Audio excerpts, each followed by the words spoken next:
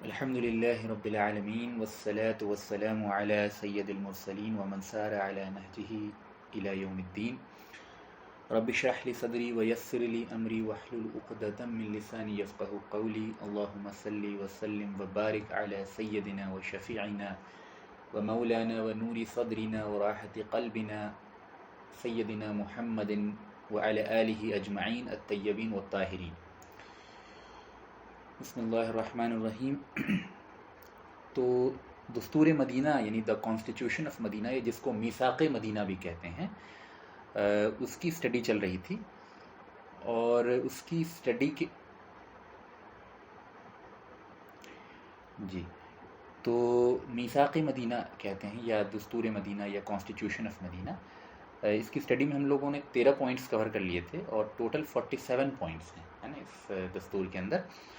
اور سارے ہی پوائنٹس ہم اسٹڈی نہیں کریں گے، لیکن ان میں سے جو بہت اہم ترین ہیں، یعنی آلموسٹ 80% پوائنٹس ہم ضرور اسٹڈی کریں گے، اور یہی پلان ہے. تو بچے ہوئے پوائنٹس جو ہیں، یعنی پوائنٹ نمبر 14 to 47 یا کلاز نمبر 14 to 47 کو انشاءاللہ تعالیٰ آج کور کرنے کی کوشش کریں گے. اس میثاق کو یا اس کانسٹیٹیوشن کو یا اس دستور کو بہت تفصیل سے بھی پڑھا جا سکتا ہے، لیکن یہ اس سیرت کے لیکچر کے اسکوپ سے باہر ہوگا. یعنی باضابطہ اس میں ہر کلاز کو اگر سوشیو پولیٹیکل کانٹیکسٹ میں رکھ کے سمجھا جائے تو 47 کلاز میں کم سے کم جو ہے تقریباً 15 لیکچرز کی ضرورت پڑ جائے گی، جو کہ ظاہر ہے کہ ہم اس طریقے سے اگر ہر ٹاپک کو کور کریں تو یعنی پھر بہت طویل ہو جائے گا معاملہ. دوسری چیز یہ کہ اس پہ چونکہ دستور مدینہ پہ بہت زیادہ کمپریہنسو مٹیریل موجود نہیں ہے سیرت کی کتابوں کے اندر، ہے نا. عام طور پہ جو سیرت کی کتب ہوتی ہیں ان میں یعنی اس میثاق مدینہ پہ بہت زیادہ تفصیلی روشنی نہیں ہوتی. تو ہم نے بھی اسی سنت کو اختیار کیا ہے اور کچھ قدر اختصار کے ساتھ جو ہے اس کو بریفلی کور کرنے کی کوشش کی. تو آگے چلتے ہیں. کلاز نمبر 14 جو ہے، پہلے جو اس سے پہلے ہم نے 13 پوائنٹس پڑھے ہیں ان کو میں چاہوں گا کہ آپ لوگ ابھی تو نہیں لیکن ہاں جا کے ضرور ریوائز کریں، اور پھر انشاءاللہ تعالیٰ اس کو بھی یعنی ذہن نشین کر لیں جو آگے پوائنٹس آ رہے ہیں. تو کلاز نمبر 14 کہتا ہے کہ بلیور ول ناٹ کل a believer in retaliation for a non believer. یعنی اے مومن ول ناٹ کل اے مومن ان ریٹیلیشن فار اے کافر and will not aid a non believer against a believer.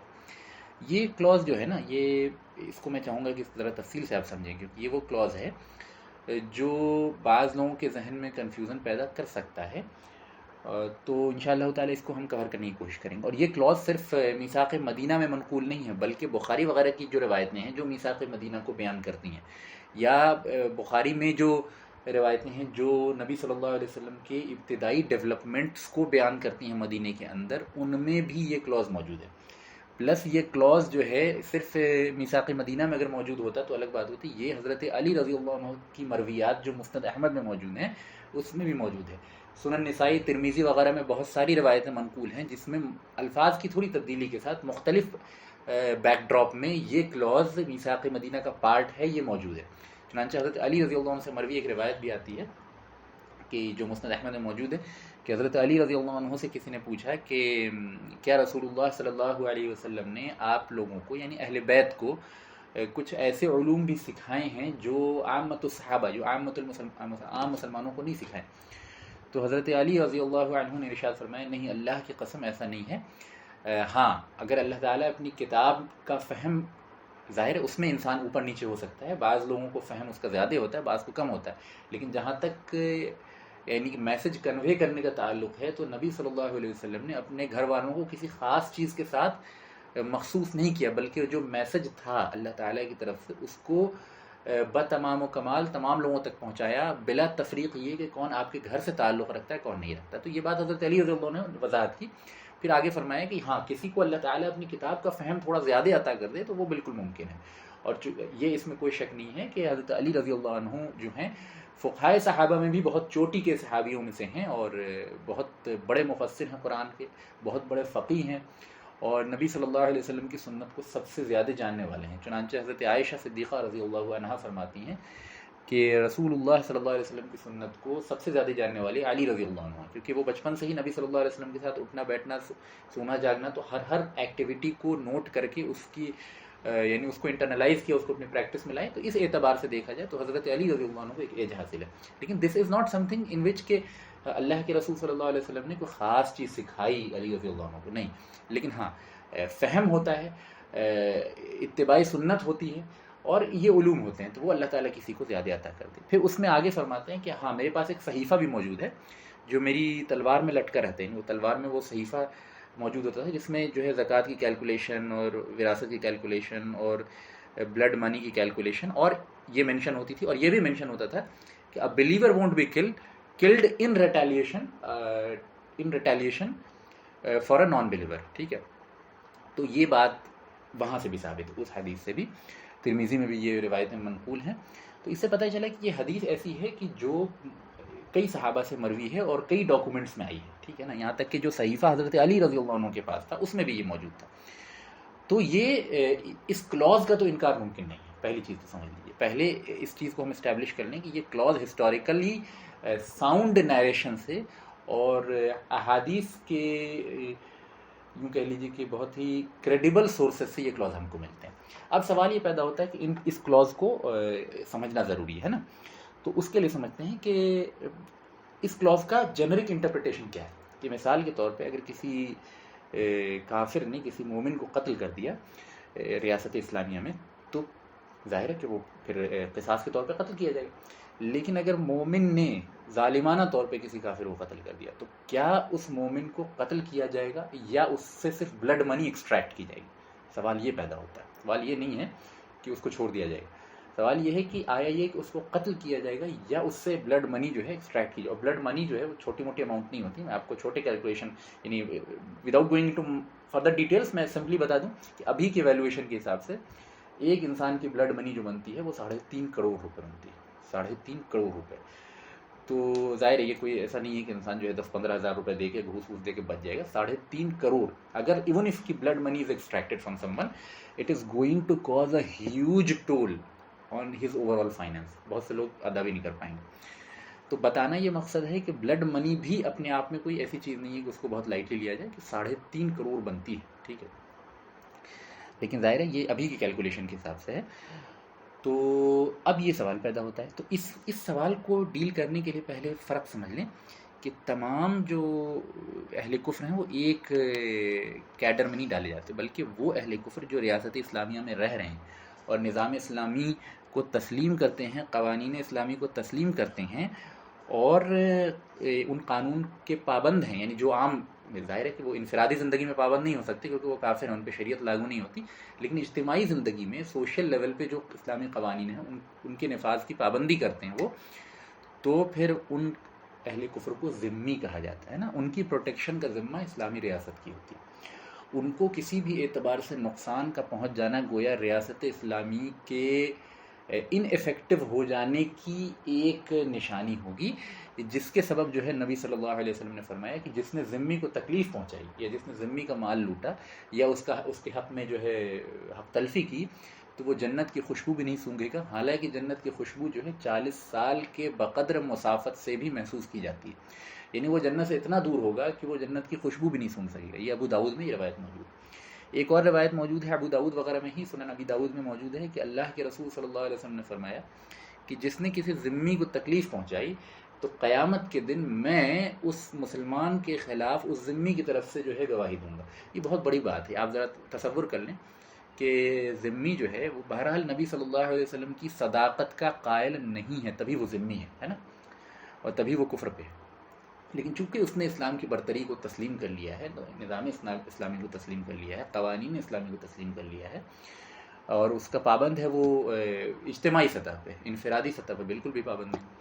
تو ایسی صورت میں اس کو تکلیف کسی بھی اعتبار سے اگر کسی مسلم کے ذریعے پہنچتی ہے تو نبی صلی اللہ علیہ وسلم فرماتے ہیں کہ میں اس مسلمان کے خلاف قیامت کے دن گواہی دوں گا. یہ حدیث سنن ابی داؤد وغیرہ موجود ہے. تو اس سے پتہ چلا کہ ذمی کا جو مسئلہ ہے وہ اتنا یعنی لائٹ نہیں ہے، بلکہ اس کی پروٹیکشن اور اس کی تحفظ کی ذمہ داری اسلامی ریاست کے اوپر پڑتی ہے. ٹھیک ہے، اس کے باوجود لیٹس سپوز کسی مومن نے مومن یعنی کلمہ گو نے قتل کر دیا، ٹھیک ہے، اس کو ظالمانہ طور پر بغیر کسی پراپر ریزن، یعنی پراپر ریزن ایز ان کہ لیگل جس کا جسٹیفیکیشن نہ ہو. تو اگر اس نے قتل کر دیا تو اب یہ سوال پیدا ہوتا ہے کہ ویدر دیٹ کلمہ گو Muslim will be killed in retaliation to a believer or not, to a disbeliever or not. یہ سوال ہے جس میں ڈفرینس آف اوپینین ہے. چنانچہ امام مالک، امام شافعی اور امام احمد ابن حنبل رحمہ اللہ کے ہاں اور عامۃ المحدثین کے ہاں یہ جو کلاز نمبر 14 ہے یہ اس بات کی دلیل ہے کہ ذمی کو مطلب یعنی کہ اگر کسی کافر کو کسی کلمہ گو نے قتل کر دیا اس کے بدلے میں اس کلمہ گو سے بلڈ منی ایکسٹریکٹ کی جائے گی، لیکن اسے قتل نہیں کیا جائے گا، کیونکہ بہرحال مومن کے خون کی اہمیت زیادہ ہے اللہ کی نگاہ میں. اور یہ عامۃ المسلمین، عامۃ المحدثین اور عام فقہا کی آرا یہی ہے.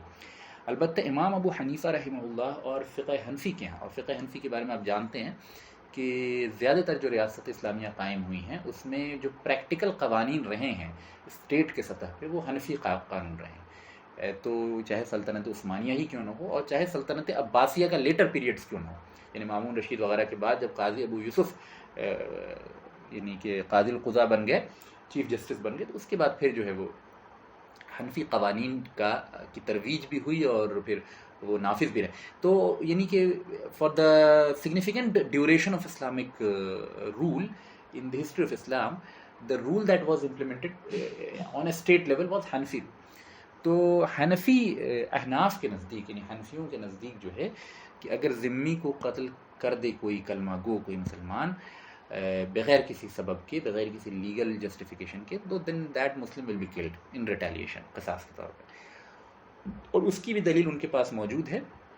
چنانچہ سنن نسائی میں جو حدیث موجود ہے حضرت علی رضی اللہ عنہ سے مروی، اس میں ایک ایڈیشن ہے کہ کافر won't be killed in retaliation to a believer and in retaliation to a ذمی.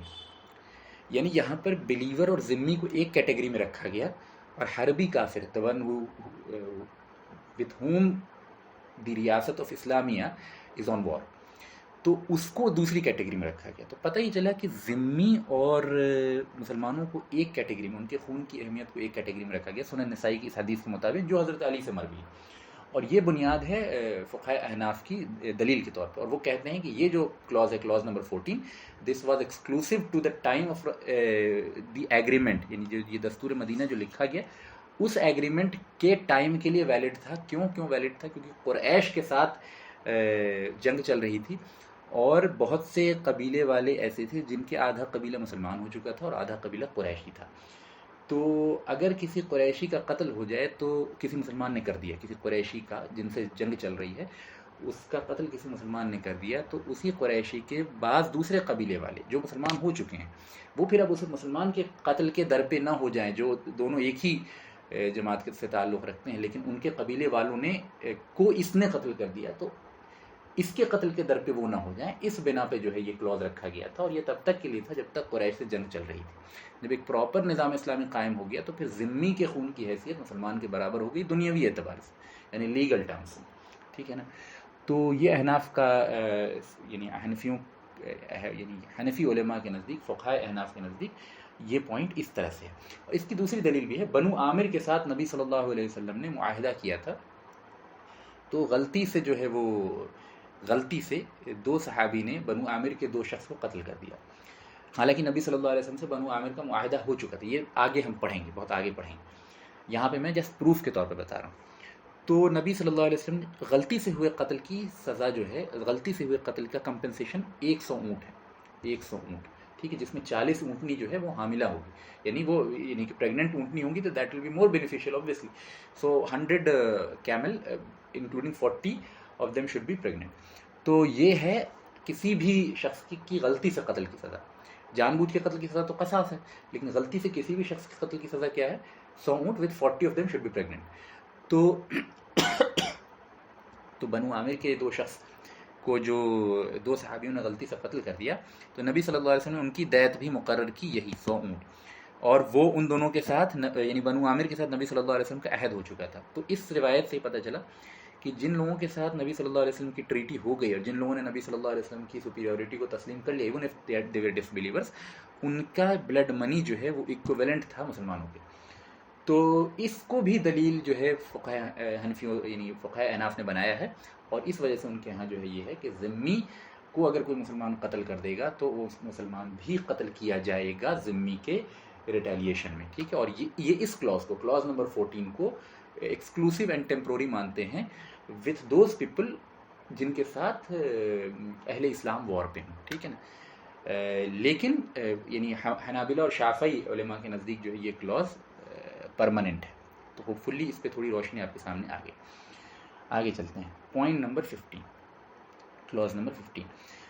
تو کلاس نمبر 15 یہ کہتا ہے دا پروٹیکشن دا ذمہ of Allah is one the least of them, یعنی least of the believers is entitled to grant protection that is binding for all of them. The believers are each other's allies to the exclusion of other people. یہ بھی بہت important point ہے، اس کو ذرا سمجھ لیجیے. ایک سیکنڈ.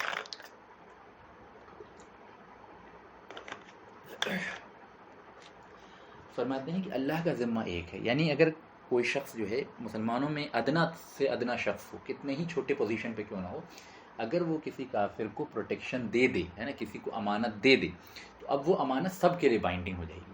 یہ بہت امپورٹنٹ کلاس ہے. یعنی یہاں پہ اس پیس جو ہے نا، دیکھیے وار پہ مونوپولی ہوگی اسٹیٹ کی، لیکن پیس پہ اسٹیٹ کی مونوپولی نہیں ہوگی. بہت امپورٹنٹ پوائنٹ ہے، پوائنٹ نمبر 15.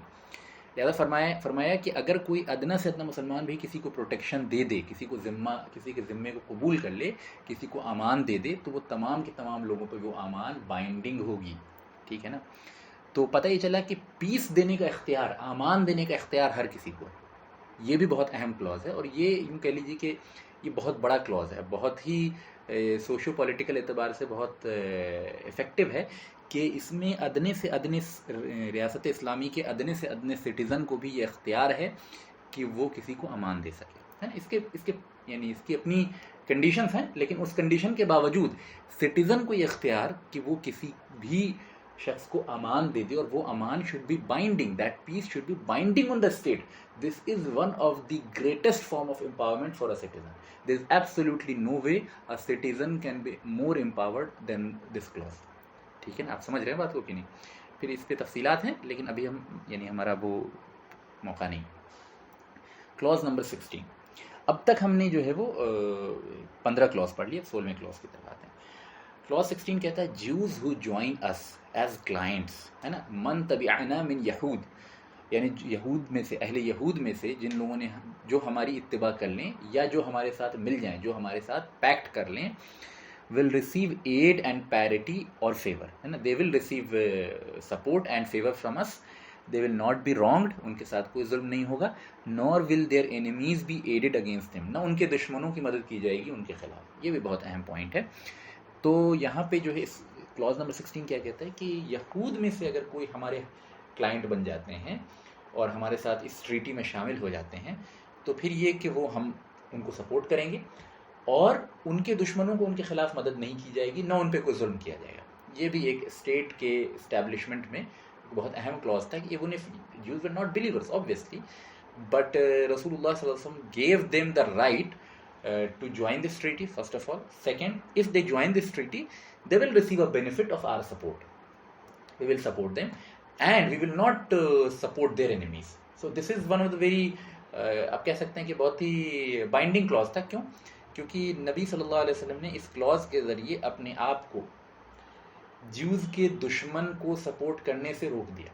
آپ سمجھ رہے ہیں نا، یعنی کہ if the Jews of Medina are settled in Medina and they join this treaty, we will never support their enemies، ہے نا. جن کے ساتھ ان کی جنگ ہے ان کو ہم کبھی سپورٹ نہیں کریں گے، ٹھیک ہے. اور ظاہر ہے اس کا ریٹرن بھی ایکسپیکٹڈ ہے کہ ہمارے دشمنوں کو وہ سپورٹ نہ کریں، ہے نا. تو یہ گویا کہ ایک اسمال لیول پہ ایک اسٹیٹ کے کریشن کے اہم قواعد ہیں کہ جو بھی اس کے سٹیزنز ہوں وہ اسٹیٹ کے دشمنوں کو سپورٹ نہ کریں. یعنی ریاست اسلامی کے بنیادی قوانین میں سے، بنیادی قاعدے میں سے یہ ہے کہ ایون اف جو لوگ اسلام کے نظام یعنی کہ عقیدے کو تسلیم نہ کرتے ہیں، لیکن اسلام کے نظام سیاست کے ماتحت رہنے پہ راضی ہو جائیں، ان پہ یہ بائنڈنگ ہے کہ وہ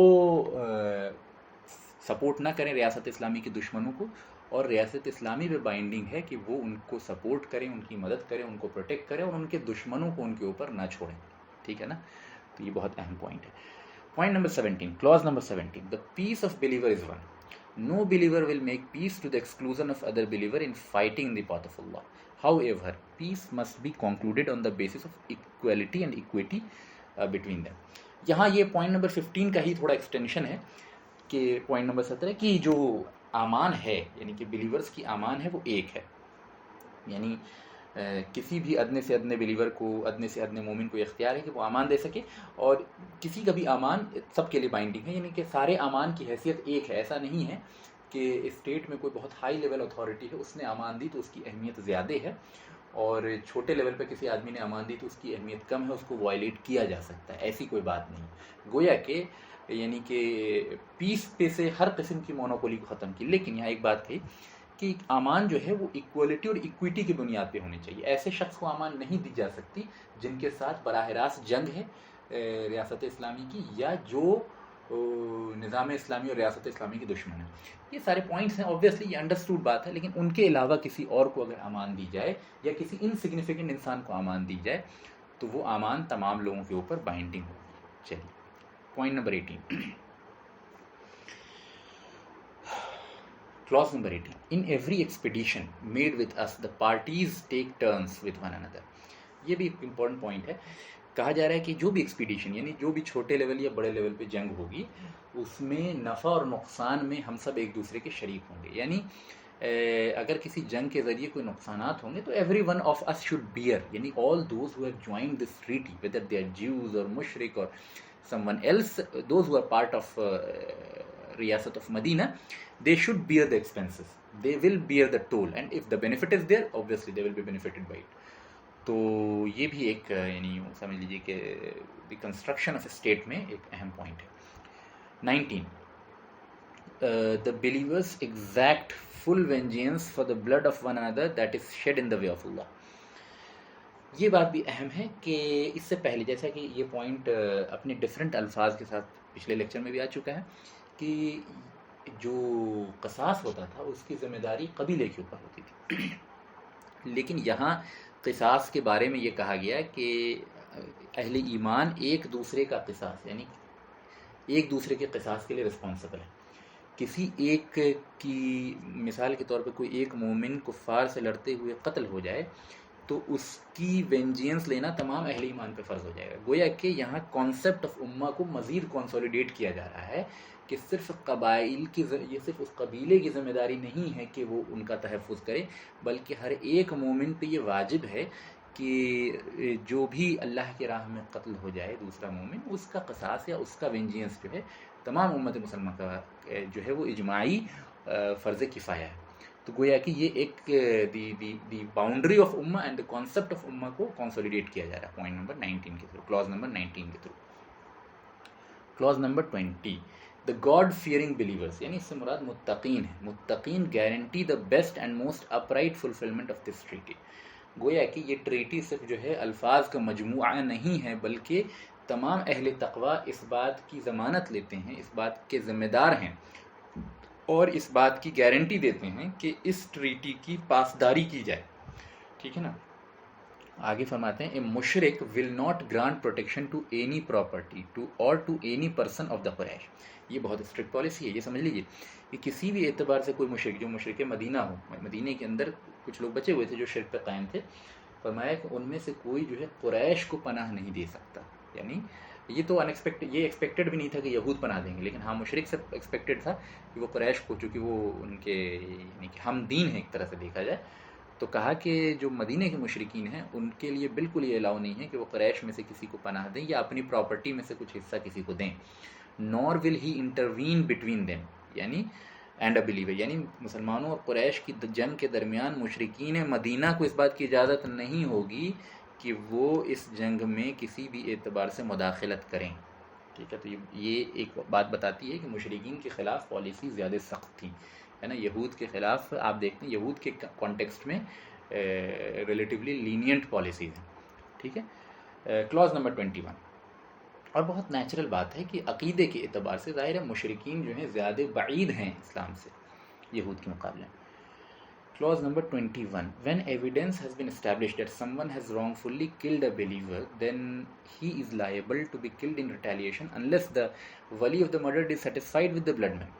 یہ بھی امپورٹنٹ پوائنٹ ہے کہ جب کسی بات یعنی یہ بات پروف کے ذریعے ثابت ہو جائے کہ کسی نے ناجائز طور پہ کسی مومن کا قتل کر دیا ہے، تو وہ مومن جو ہے، وہ شخص جو قاتل ہے، وہ قصاص کے طور پہ قتل کیا جائے گا، اور معاف کرنے کا اختیار صرف اور صرف جو ہے مقتول کے ولیوں کو ہوگا. یعنی جو شخص قتل ہوا ہے اس کے صرف گھر والوں کو، اس کے بھائی اور اس کے ماں باپ کو، اس کی بیوی بچوں کو یہ اختیار حاصل ہوگا کہ وہ معاف کریں. ورنہ کسی بھی کورٹ کو، کسی بھی جج کو یہ اختیار نہیں ہوگا کہ وہ سزا میں تحویل اور تبدیلی کر دے. یہ بنیادی فرق ہے نظام اسلامی میں اور غیر اسلامی نظاموں کے اندر، کہ وہاں سزا کا تعین اور معافی کا تعین جو ہے وہ ایسی پارٹی کرتی ہے جو اسٹیک ہولڈر نہیں ہے نا، جس کا کوئی نقصان نفع اس چیز سے تعلق نہیں رکھتا. لیکن اسلام میں معافی کی اختیار جو ہے وہ صرف اور صرف مقتول کے ولیوں کو ہے. یعنی جو شخص قتل ہوا ہے اس کے گھر والے اگر چاہیں گے تو ہی معاف کر سکتے ہیں،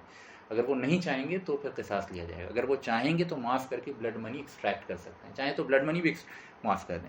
تو یہ سارے اختیارات صرف اور صرف یعنی مقتول کے گھر والوں کو ہوگا.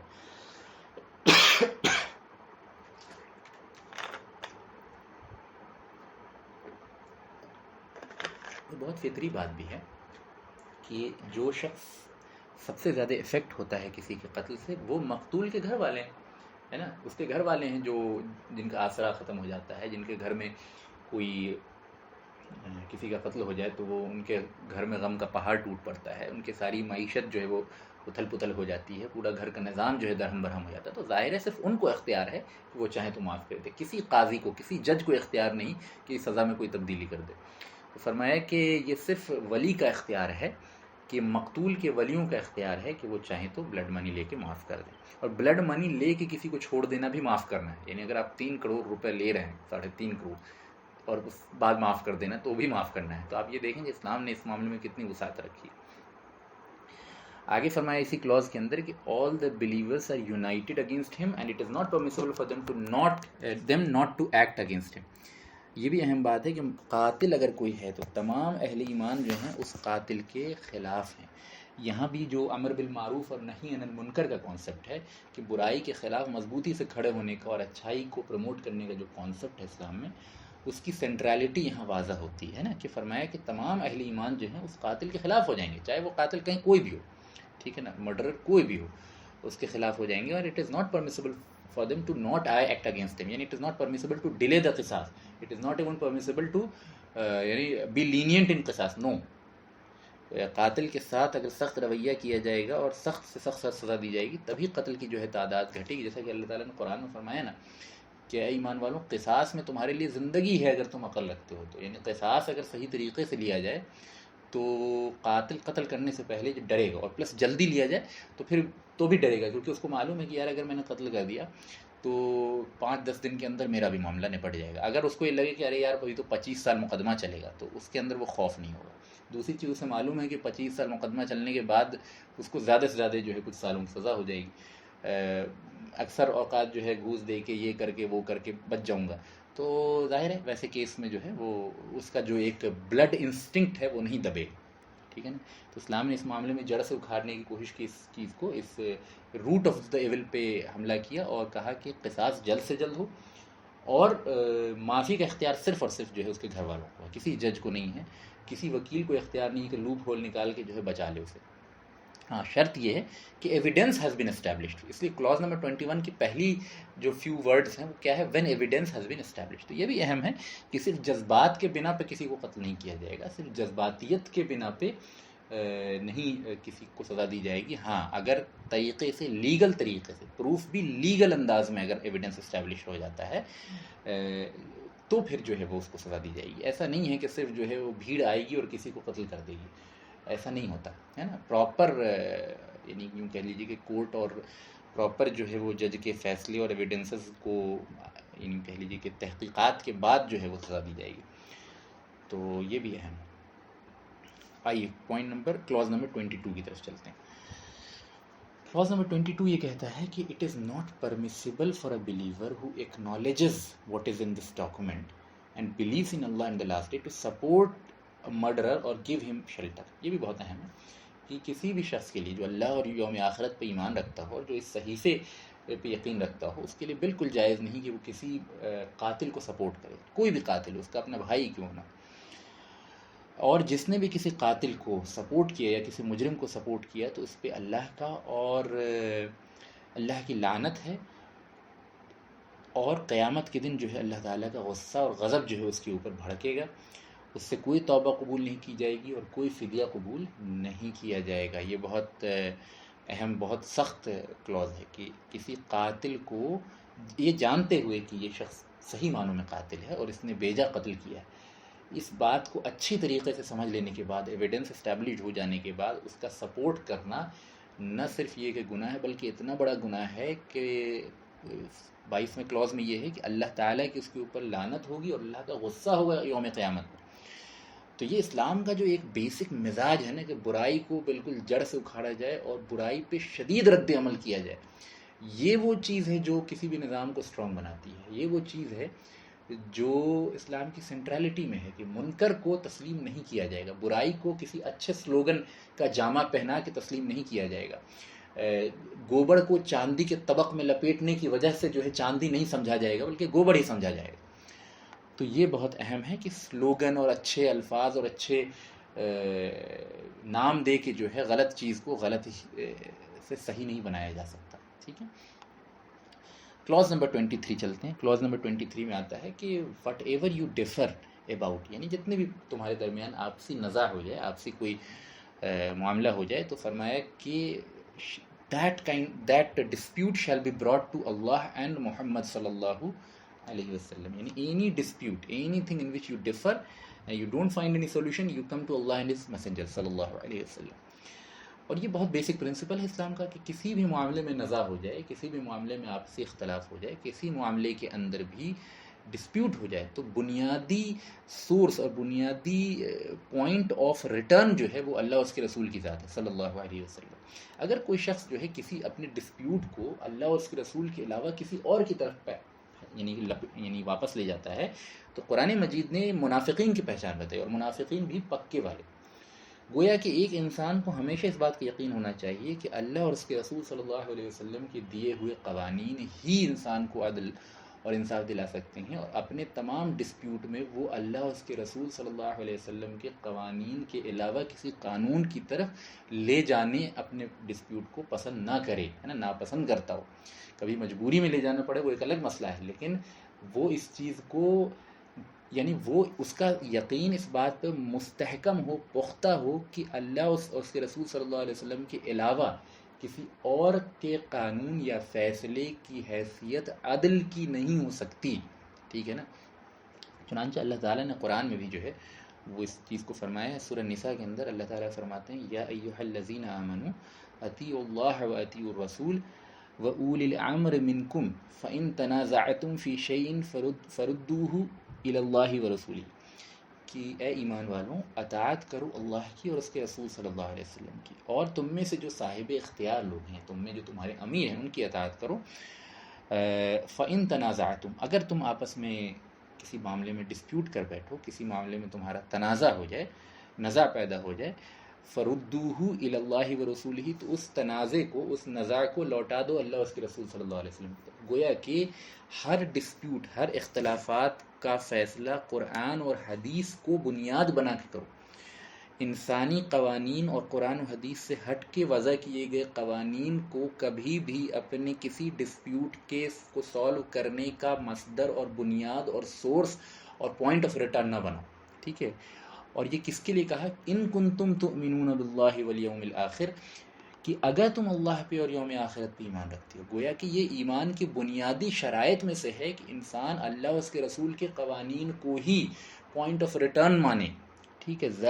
ذالک خیر واحسن تاویلا، یہ بہتر ہے تمہارے لیے اور انجام کے اعتبار سے بھی جو ہے یہ اچھا ہے، یعنی انجام بھی اسی میں بہتر ہے اور فائدہ بھی اسی میں ہے، اور یہ بنیادی شرط ہے ہر اس شخص کے لیے جو اللہ پہ اور آخرت کے دن پہ ایمان رکھتا ہے، ٹھیک ہے نا۔ اسی پوائنٹ کو پوائنٹ نمبر 23 میں، کلوز نمبر 23 میں بیان کیا گیا۔ آگے چلتے ہیں کلوز نمبر 24 کی طرف۔ کلوز نمبر 24 کہتا ہے The Jews bear expenses along with the believers so long as they continue at war. Yani during the time of war, all of those who are part of this sahifa, whether Jews or Muslims, they should bear the expenses like together. یہ point پہلے بھی آ چکا ہے. Clause number 25 کہتا ہے Jews of بنو عوف, اور بنو عوف کے بارے میں میں نے بتا دیا کہ یہ کون ہے. یعنی یہ وہ اوس اور خزرج دونوں کے اندر یہ قبیلہ موجود تھا. تو جب بنو عوف کہا جاتا تھا اس سے مراد پورا اوس و خزرج ہوتا تھا. اور یہاں پہ ظاہر ہے جیوز جو ہے اوس و خزرج سے تعلق ان کا نہیں تھا, لیکن یہاں جیوز آف بنو عوف اس لیے کہا گیا کہ اوس و خزرج کے جو حلیف قبائل تھے, یعنی اوس و خزرج کے جو الائز تھے جیوز میں سے, یعنی اس سے مراد بنو قریظہ اور بنو نذیر, بنو نذیر اور بنو قریظہ, یہ دو قبیلے مراد ہیں. یعنی جیوز کے دو سگنیفیکنٹ قبیلے یہی تھے. بنو قینقاع بھی تھے, بنو قینقاع. تو فرمایا کہ جیوز آف بنو عوف یعنی آسان زبان میں سمجھ لیجیے کہ مدینے کے جو یہود ہیں,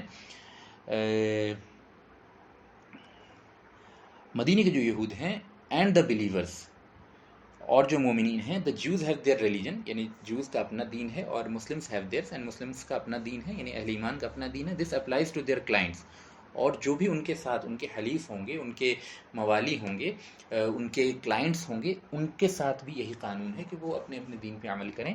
لیکن ہاں, ان میں سے کوئی بھی اگر ٹریچری کرتا ہے, غداری کرتا ہے یا غلط کام کرتا ہے, تو وہ اپنے اور اپنے گھر والوں کے لیے مصیبت کو دعوت دے رہا ہے. گویا اس میں ایک طرح سے واضح بات ہے کہ یہود اپنے دین پہ یعنی کارآمد رہیں, عمل کرتے رہیں, اہل ایمان اپنے دین پہ عمل کرتے رہیں, اور جو ان کے مختلف حلیف ہیں وہ بھی اپنے دین پہ عمل کرتے رہیں. لیکن ان میں سے کوئی اگر کھل کے کوئی برائی کرے گا, کوئی ایسا عمل کرے گا جو یعنی سوشل لیول پہ اسلام کے خلاف ہو, یا کوئی ایسا غداری کا کام کرے گا جو اس صحیفے کے بنیادی کلوزز کے خلاف ہو, تو وہ پھر اپنے اور اپنے گھر والوں کے لیے مصیبت کا سبب بنے گا. یعنی اسے سزا دی جائے گی, ظاہر ہے, اور جن لوگوں نے بھی اس کے گھر والوں میں اس کا سپورٹ کیا ہوگا ان سب کو سزا دی جائے گی. یہ بالکل یعنی واضح کلوزز ہیں جو شو کرتے ہیں, جو یہود پہ بھی اور مشرکین مدینہ پہ بھی یہ واضح کر رہے ہیں کہ اس صحیفے کی مخالفت کرتے ہوئے اہل اسلام کے دشمنوں کو اگر سپورٹ کیا جائے تو تمہارے ساتھ یہ ٹریٹی بھی ختم ہو جائے گی, اور تمہیں جو ہے سخت سے سخت سزا بھی دی جائے گی.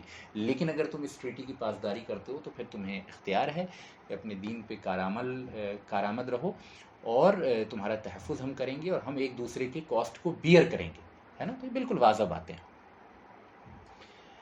اب میں نے کچھ یعنی کہ کلاز چھوڑ دیے ہیں کیونکہ وہ ڈفرینٹ قبائل کے تعلق سے اس صحیفے میں بیان کیے گئے کہ ان کے ساتھ بھی یہ معاملہ ہوگا, ان کے ساتھ بھی یہ معاملہ ہوگا. جیسے کلاز نمبر 25 میں بنو عوف کے یہود کے بارے میں بتایا گیا. پھر مختلف جو یہود کے قبائل ہیں ان کے تعلق سے ڈفرینٹ کلازز ہیں, تقریباً وہ سملر ہیں جو کلاز نمبر 25 میں, صرف قبائل کے نام چینج ہو رہے ہیں, ایک آدھ چھوٹی موٹی ڈیٹیلز چینج ہو رہی ہیں. تو انشاءاللہ اس کو ہم نے اسکپ کر دیا, وہ اتنا ریلیونٹ نہیں ہے ابھی ہمارے لیے. آگے چلتے ہیں کلاز نمبر 36 کی طرف. ایک second.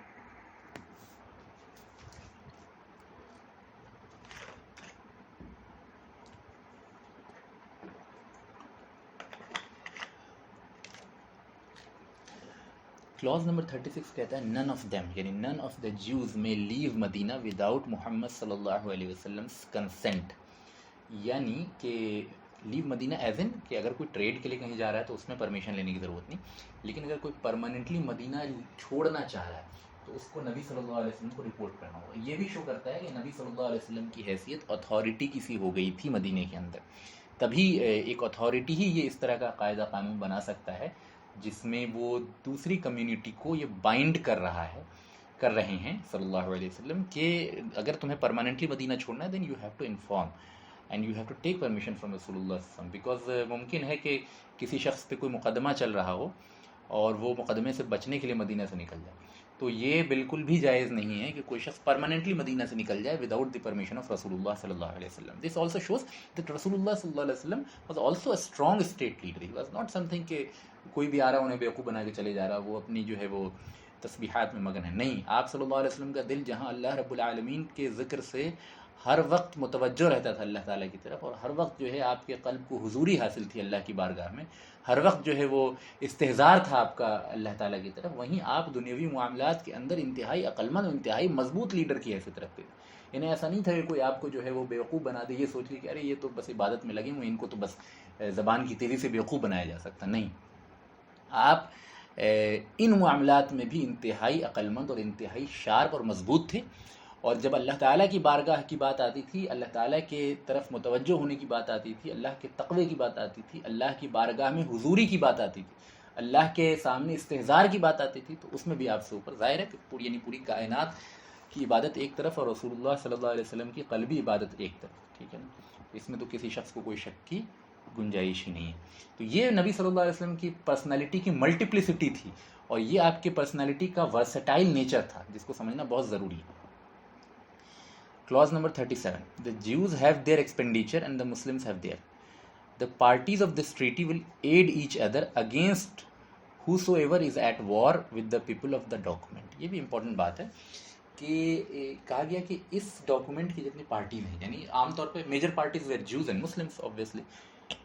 Some of the mushriks were also part of this sahifa. But primarily this document was between Muslims and Jews. ٹھیک ہے نا، and with in Muslims themselves. تو اس کلاز نمبر 37 میں یہ کہا جا رہا ہے کہ جیسا کہ پہلے بات آ چکی کہ they will aid each other, they will provide support to each other whether financially or through human resource.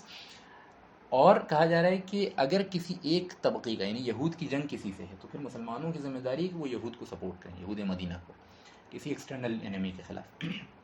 اور اگر مسلمان مدینہ کی یعنی انصار و مہاجرین مدینہ کی اگر کسی سے جنگ ہے تو پھر یہ یہود کی ذمہ داری ہے کہ وہ سپورٹ کریں. یہ دیکھیں یہ کلاز کتنا ریٹریٹ ہوا ہے کہ ایک دوسرے کی جنگ میں سپورٹ کرنا ہے. یہ باتیں اپنے ذہن میں رکھیں، کیونکہ آگے جب ہم یہود کا بیہیویئر انالائز کریں گے تو یہ پوائنٹس ہمارے سامنے ہونے چاہیے، کیونکہ اس بات پہ یہود مدینہ اور نبی صلی اللہ علیہ وسلم کے درمیان ایک اہم میثاق بن چکی ہے، ایک اہم پیکٹ بن چکا ہے کہ ہم ایک دوسرے کی مدد کریں گے، چھوٹی جنگیں ہوں چاہے بڑی جنگیں ہوں. لیکن آگے جو یہود کا بیہیویئر ہے اور جو یعنی غداری کے ایلیمنٹس ہیں وہ آپ کے سامنے آئیں گے، پھر دیکھیں گے کہ یہود کا کیا حشر ہوتا ہے.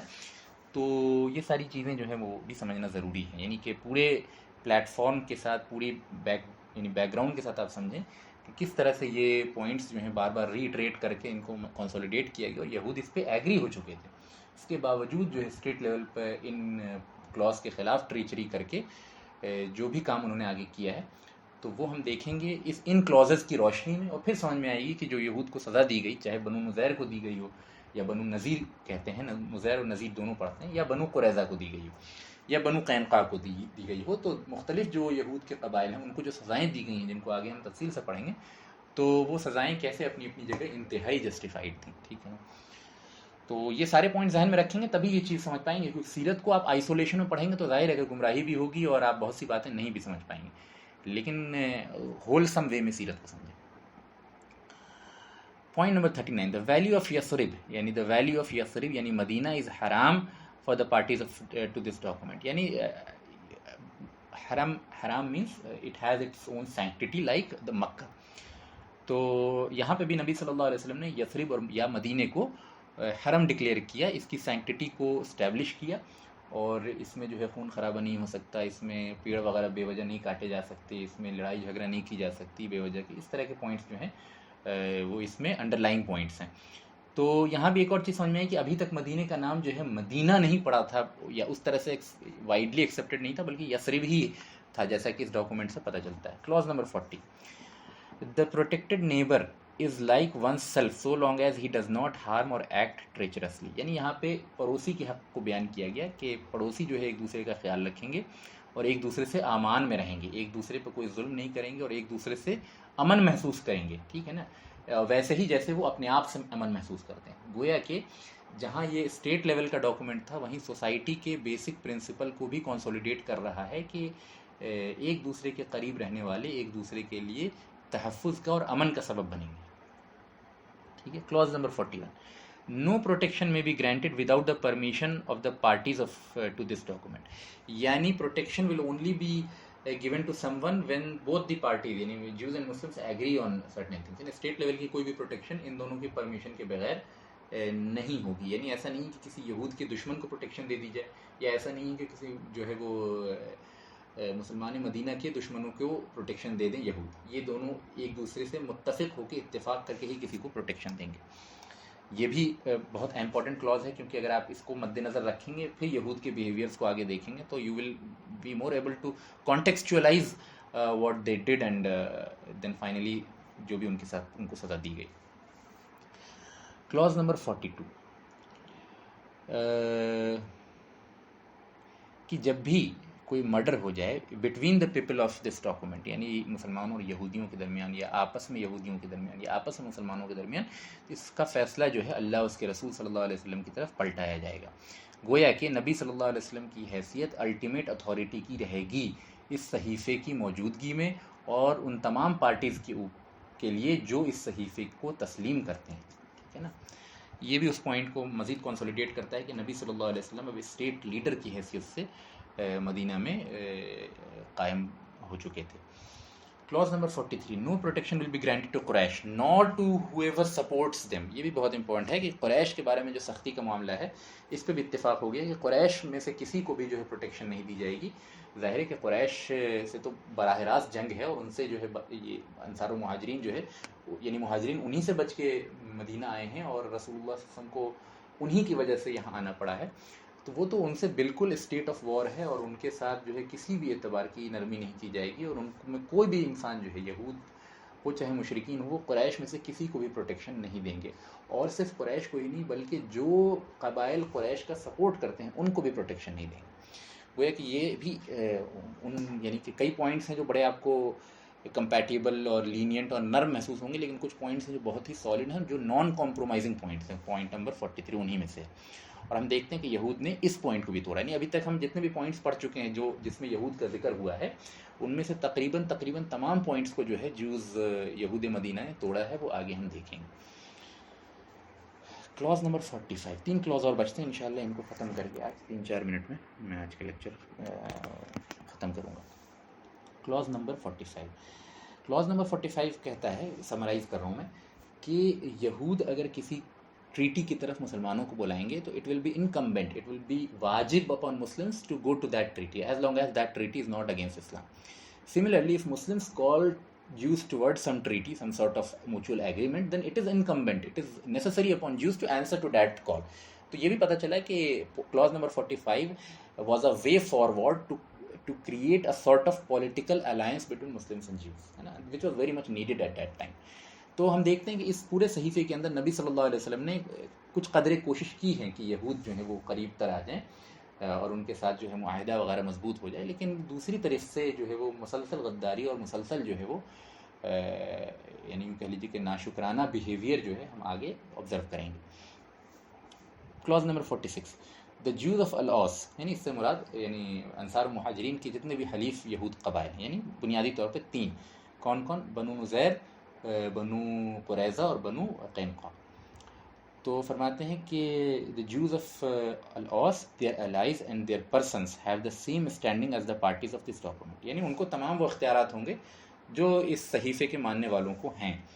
with the truest fulfillment، یعنی پوری صداقت کے ساتھ اس میثاق کی پابندی کی جائے گی اور ان کو پورا کیا جائے گا، اور ان لوگوں کے بارے میں جن کا تعلق اس کتاب سے، اس صحیفے سے ہے، اس کانسٹیٹیوشن سے ہے. آگے لکھا ہے کہ ویریلی رائشسنس از ایزیئر دین سن، یعنی فرمایا کہ تقوی جو ہے وہ گناہ سے زیادہ آسان ہے. یہ بھی اسلام کے پرنسپلس میں سے ہے کہ نیکی جو ہے نا وہ نیچرل ہوتی ہے، وہ زیادہ آسان ہوتی ہے. گناہ کرنے کے لیے انسان کو دماغ لگانا پڑتا ہے. اور جو شخص اس صحیفے کے خلاف ورزی کرتا ہے وہ اپنا ہی نقصان کرتا ہے.